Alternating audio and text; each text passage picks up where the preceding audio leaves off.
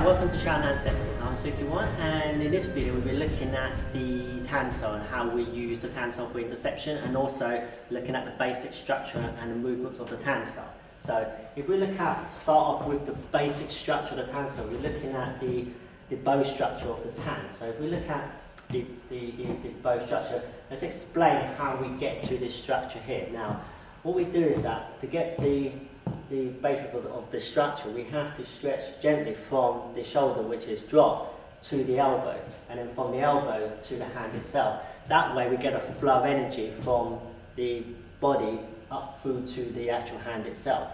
Now, if we look at how we create this structure, what we have is that with the structure of the tan, we have the thumb which links to the elbow. So the energy is coming back from the thumb, which is pulled down and back through the elbow.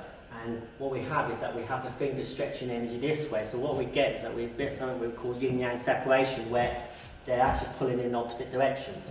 Now, what we have here is what we call a 3D structure, in the sense that we've got multi-directional energies from the actual tan, and I'll explain that just a little bit later. But we look at firstly what we do is that how we use the tan for interception. Now, in the form, we see that the tan goes from the double Gann cell into the actual tan cell itself. So the tan cell travels upwards. And if I have an example where, say, Sylvester throws me the tan here, what I get is that I get the position from the tan. Now, this tan position here is a bow structure, which means that if I just caught it, say, a little bit early rather than under the shoulder, because obviously it's too unbalanced to be able to push from this position. But if I go right punch and intercept it early, from this position here, this bow structure would really hold any pressure that he's giving me there. So if he applies the pressure, it's not going to break. So I can lift that, and I could bring the tan down and bring it back. So long as my shoulder was unlocked, I'd be able to deal with this force. So even if it wasn't linear force and it's pressing down, I'll still be able to deal with it. Now, from an interception point of view here, we need to create a structure that deals with all these multi-directional force. So from the tan, if I break it down, the actual energies that we have the horizontal, we have the vertical, and we have the side to side.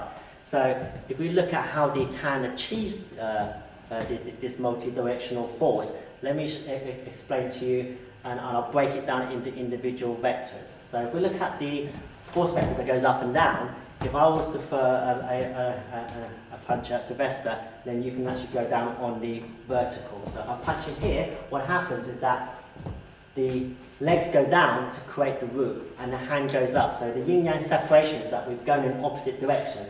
What that does is that it removes the head as the target, and what happens is that he gets the root from here.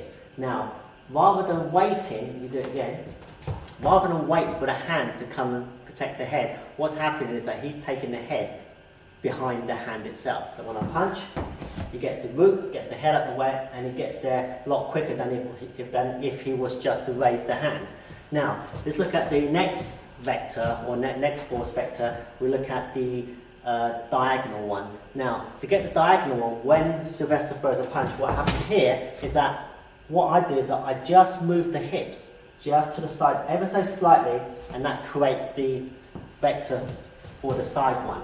And lastly, we have the horizontal vector. Now, this one is created just from the stance itself, because in a lot of cases we won't have the chance to move from an attack. And so we have to create all these vectors in one go. So to create the horizontal one comes from the stance itself, because if I was to measure distance, I can't reach Sylvester here, but from the horse riding stance, as soon as we balance, what happens is that we create distance by about that much. So by actually just sitting into the stance or just moving into the stance, we create that horizontal vector. So when you throw your punch, what will happen is that I will get the forward, up and down, and the sideway in one go. So at this point, you take the person's balance, and that's what the internal energy from the tan, that's what it creates, is that in one movement it creates the multi-directional force. And in the next video we will be looking at the structures of the wall cell. So thank you for watching. Thank you.